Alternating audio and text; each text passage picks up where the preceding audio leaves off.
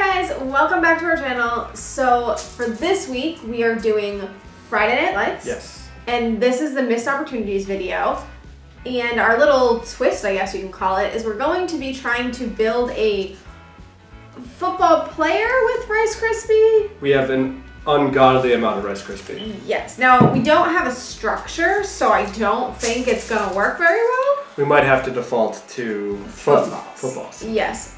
So basically what we're going to do is we're going to be building these while we talk about the missed opportunities, and at the end of the video we are going to show you what we were able to create, and then you guys can decide in the comments below who won this challenge. Right now Twitter is voting and it seems to be in Tyler's favor. Yes! But it doesn't mean that's who's going to win, so you guys let us know. Please comment below, and if you like this video, please give it a like and tap the subscribe button. We do a new video every week, and if you want to see the whole review of the movie that we've covered, Friday Night Lights, you can find that Cinematically Correct. The podcast is pretty much anywhere that you would listen to your podcast. So go ahead and check that out, and we'll get into the video. I do want to mention that you have a beer. I do. We normally talk about it at the end, but since the end we're going to be really kind of showing off our creations, I figured you could crack a beer and maybe it'll give you a little help since you're going to need it. So I have Mayflower Brewing Company Thanksgiving Ale. Yeah, his first impressions were on the podcast for Friday Night Lights if you want to hear about that. But yeah, this is the first time we've seen the color. So, okay, so it honestly looks like Coca-Cola to me. So if you're gonna watch Friday Night Lights, maybe for Thanksgiving, watch it with family, or for the football game, tomorrow is Sunday, definitely try this beer out. What was your rating for this one? I'm gonna give it a 3.75. It's got a wonderful dark amber color. So it's not actually Coca-Cola color, but it's close. It's close. So 3.75 is actually extremely high for him. Yeah. So that means definitely grab this beer if you come across it. It does say 2019 on it, so it's probably a special edition. I would grab it before Thanksgiving is over because it may disappear. Yes. Okay, so let's get into this. So we have a big chunk of stuff. We watched some videos to see how to do this. I still don't think it's gonna go well, but they say to use this vegetable shortening so that it doesn't stick to your hands. Which is probably gonna be a moot point because we're both not very good at this. I'm actually gonna take my ring off because I don't want to lose it in Rice Krispies. So yeah. Warning, this video contains spoilers. If you have not seen this movie, pause now, watch the movie, and come back. Number 1. That I have on my list is, so this movie was shot in Texas. I believe it's based off of a place in Odessa. Yes. So there is a scene in the movie where they are eating burgers, and it's like a no-name burger place, but it's Texas. I don't know if this was a time period when the whole branding was kind of removed from movies, because that happened for a little bit there, or if it was just an oversight, but Whataburger, guys? I mean, Whataburger is Texas. Ask anybody who's from Texas, or when you go down there, ask someone where you should eat, and Whataburger is their answer. So all I'm saying is, in that scene, they should have featured Whataburger. They should have done a sponsorship with them. They should have had like a Whataburger Friday Night Lights burger situation going on. I don't know, but it was a missed opportunity, definitely. All right. Number 2. Number 2, they needed to have, at the end of the movie, they did a kind of recap of where they wound up after football, but it was kind of an add-on. I felt it would have been a much better ending to the movie if they had like a meetup at a high school reunion or something more involved after they had gotten through college and had moved on with their lives after football. I mean, I think you're underselling that. So, I mean, this is based on a true story, and the true story, a lot of the characters had some not great things. I can think of one of the characters was a lawyer in real life, and even though he made it and became a lawyer, he ended up losing his law license because he ended up assaulting someone when he came back to watch a football game. So, I mean, this is true for a lot of the characters. Yeah. Yeah, and I feel like it would have been, spoke to the culture and what this whole idea behind the football is life thing does to you if they had really given that a fair shake. But they kind of left it out, I think, to try to show that these people were, good kids, but... All right. So my guy is hugely put... Look at the big feet! I have hair attached to mine, so, You're eating that one? Yeah, so such is life. Number 3.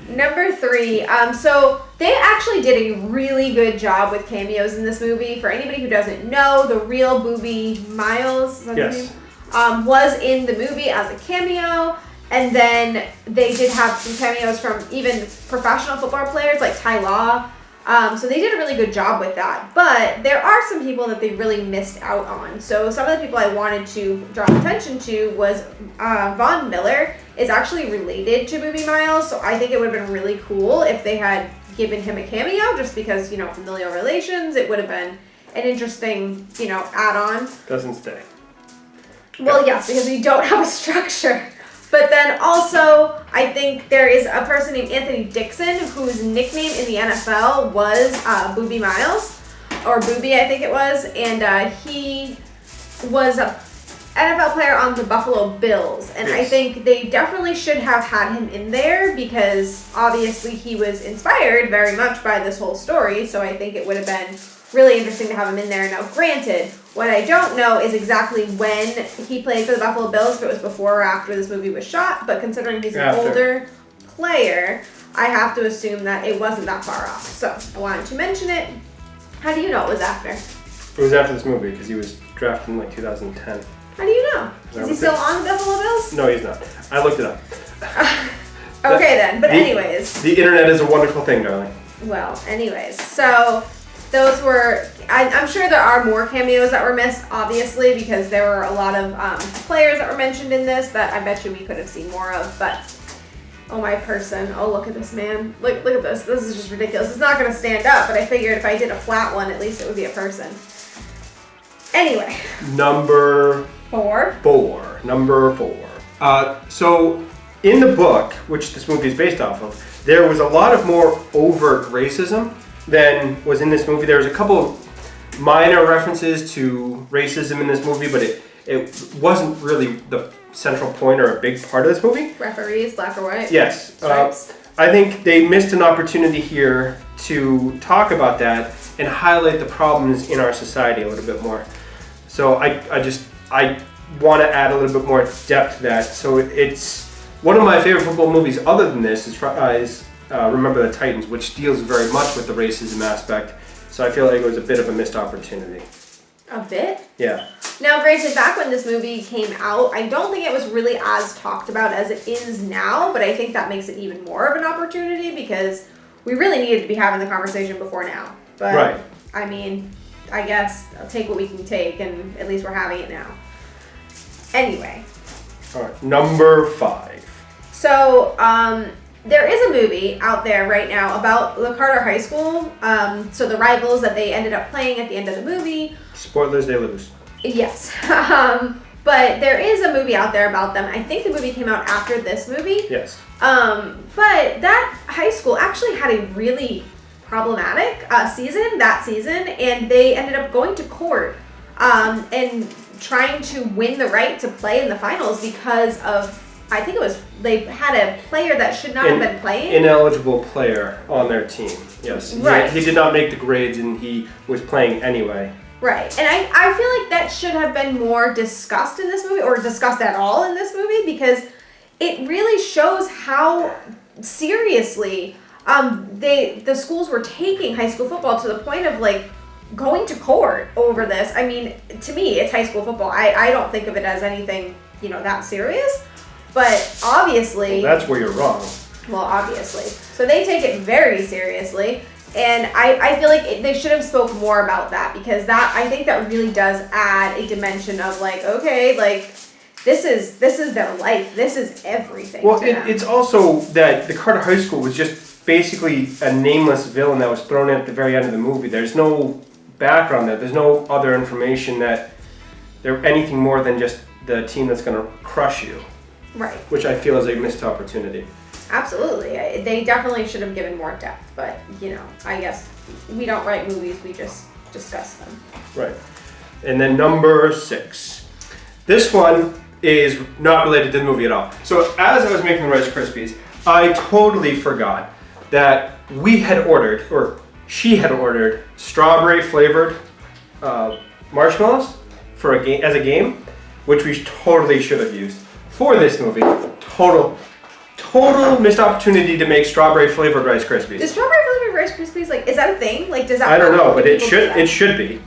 There is so many different types of marshmallows out there. Like, there's like s'mores flavored. There's all these different things. Oh right, yeah. It's just totally a missed opportunity that we did not have strawberry flavored Rice Krispies.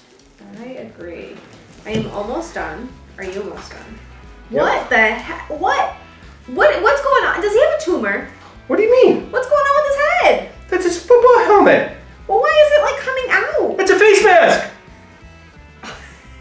What are you talking about? What? Have you ever seen football? It should have stripes or something then. I can't do stripes with Rice Krispie. What are you talking about? Alright, so the final reveal. Let's see who you guys say won. So what we think doesn't matter, it's who you guys vote for. Right. Helmet, his number 12, you know, because I'm a Patriots fan, so Tom I need to Brady. do that, yep. This is mine. He's got... Guys, this is his face mask. He's got a face mask. He's got a football. He's got shoulder pads. I mean, I will give it to you for the details because I do have shoulder pads and I do have He's got the thigh pads on. He's got the whole thing. How dare you?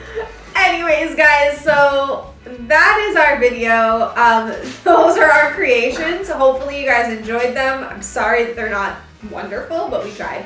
We did our best, which no one can fault us for trying our best. Yes. So let us know who you thought won. Don't forget, leave it in the comments below. We need this. I need a win, guys. I don't get wins very often, so yeah.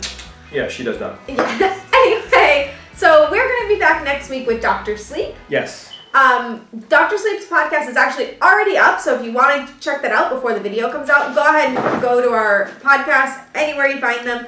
And if you want to reach out to us outside of this, you can find us on Twitter. I'm at Cinematically C. He is Lane Tyler Tyler. CC.